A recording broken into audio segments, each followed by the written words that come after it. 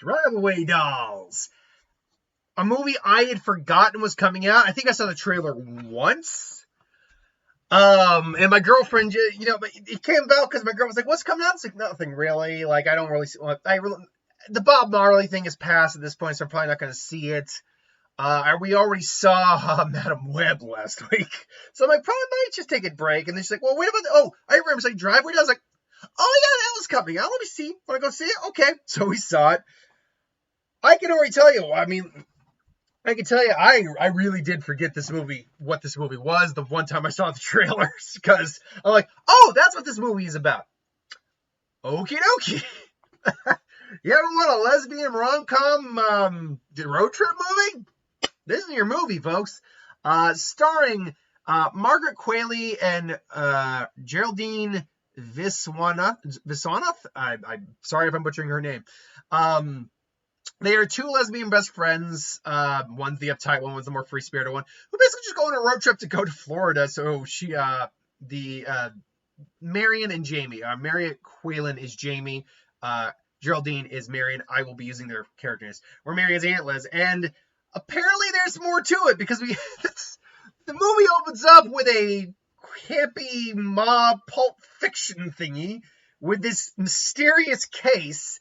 And these girls obviously wind up with the case. And we're like, what's in the case? And there's the A plot about getting Marion laid. And then there's the B plot about what's in this damn case. And you know what? I will still say, I think The Beekeeper is probably the best movie I've seen this year. But this is obviously now, this is clearly the second best. Of course, that's all going to change come next week when Dune Part 2 comes out. If it's even half as good as the original, Dune Part 2 is going to be the best of the year to date. But this was a fine movie. It's a movie where I was kind of going like, what? A lot of the time? What's the best way to explain without giving too much away? Like, I can't give away what's in the case, because the reveal of what's in the case is kind of beautiful in many ways. Like, what? But this film starts with Pedro Pascal, who has one scene, technically. Technically he's in more of the movie, but technically not. Where he's this guy meeting in a bar, and then they come and get the case and rough him up. And you immediately then cut to two women having sex. And I mean, like, this is R-rated. They do not skimp on the sex in this movie. Like, and as a red-blooded American male, I'm like, I am okay with this. Honey, how are you feeling? My girlfriend, who is not gay in the least, even says, like, you know what? I like the way those sex scenes were shot. I'm like, good for you, honey. Hey, we can enjoy something together. But she legitimately thought they captured, like, oral sex very positively. Like, that looks like it felt really good, she put it. I'm like, you know what? It did. But yeah, you really cut to that, and then you cut to this, and then you cut to Marion, who's at her job, and it's like, you clearly get Marion's the uptight one, Margaret's the more the free spirit one, and you quickly kind of get the tone a little bit for it's kind of quirky, it's kind of random, it's kind of got some subtle humor and then some obvious humor to it, some gross out, not really any gross out humor, but kind of childish humor. But then if you're thinking about a little bit more nuanced humor and see, it's kind of running the gamut a little bit, but not in a way that doesn't work. It's weirdly balanced in its tone. And you buy the relationship these two women have. They're both lesbians, but they're both best friends. They never thought, like, there was nothing romantic there to begin with at first, but part of the journey is them kind of realizing, no, maybe there is something there. And you know what? I will say this, when we really actually kind of get to their romance and relationship, and not as more than just friends, but moving towards that, it is a very sweet, charming romance that just happens to have shower sex involved.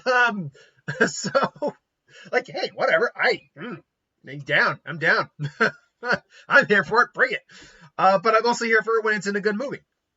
So, the fact that you just had there is a plus. All the actors are really good in this. Margaret Qualley, I was watching, like, where the fuck have I seen her from? And then I realized, go back about, God, when was this movie again? Go back about what was it now? What's the year for this movie when it came out? 2000 and no, oh wait, no, is it is that really all it was? No, I can't be. Are those the only movies she's been in? Really? Oh no, that's just what she was known for. And let me just be sure about that. And come on, past 2019, I'm almost certain she was in this movie. Give me a second here. The Nice Guys. Yes, 2016's The Nice Guys. Ryan Gosling and Russell Crowe. If you remember that, if you saw the movie, one of the few people said did not do well enough to a lot of people to see it. Hopefully it's gotten a bit of a cult following. I really like that movie. My dad and girlfriend didn't, but whatever. She's the daughter they were hired to find. And going a little further, farther into the future, more recently, in Once Upon a Time in Hollywood, she played the character of Pussycat. If you remember that movie, Once Upon a Time in Hollywood, Quentin Tarantino, Leonardo DiCaprio, Brad Pitt. She played the hippie girl he gives a ride to go to the ranch, I think it was. I can't remember exactly where it was. But yeah, so that's who she was. I do not recognize Geraldine now, unfortunately. At least not from anything I think I know her from. Like, not that she didn't stand out to me as someone I recognize. Most of these actors, though, did. Because you have Beanie Feldstein in there who plays an ex of Margaret. You have Joey Slotnick, who I do recognize as him. C.J. Wilson they're like two goons following them. Bill Camp I recognize. Matt Damon is in there. I'm not going to say how. Coleman Domingo's in there.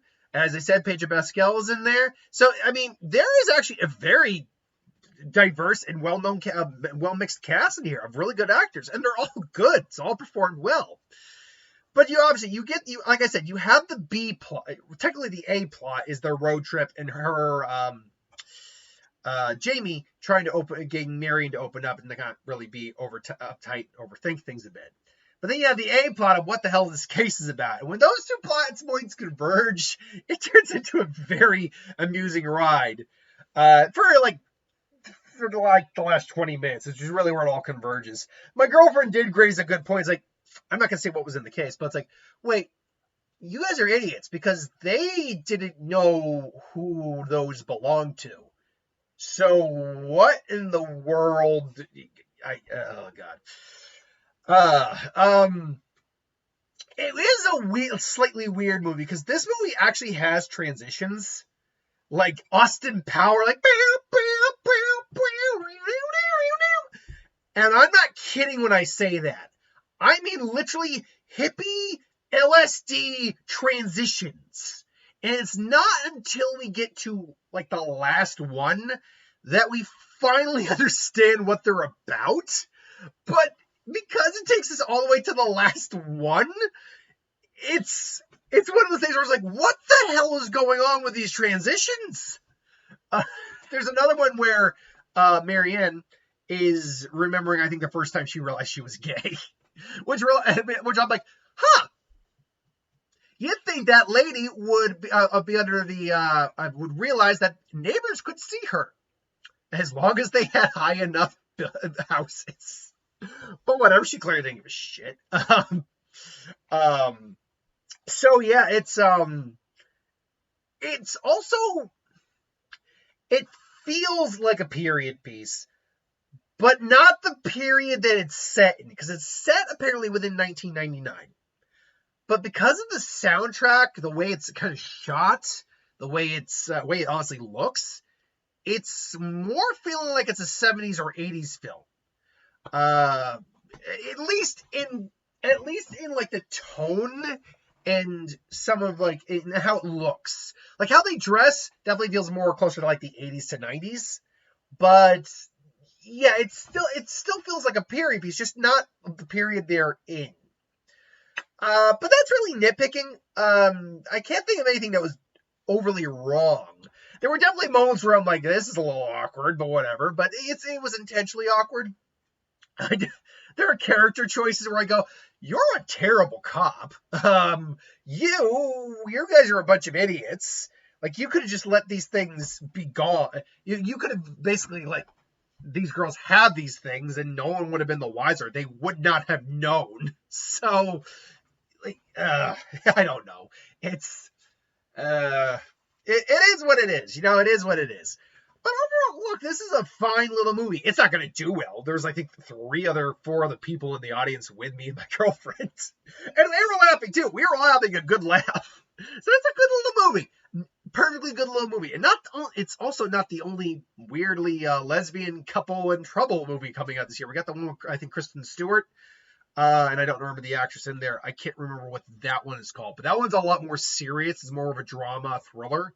Kind of dealing with like organized crime and all that comparatively. I can't remember what the name of that one is. That one looked good too, though. So I'd probably, if I get a chance, I might see that.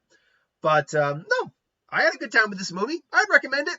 What do you think? Did you see the movie? I'm guessing most of you didn't see the movie. Not because this wouldn't be up your alley, because I don't think barely anyone saw the movie. But if you have seen the movie, what do you think? If not, do you think you'd go see it? Let me know in the comments below. It's a good little movie. Until then, thanks for watching. Hope you enjoyed. Next week, Dune Part 2. Better believe it. The spice must flow. Until then, see you guys next time.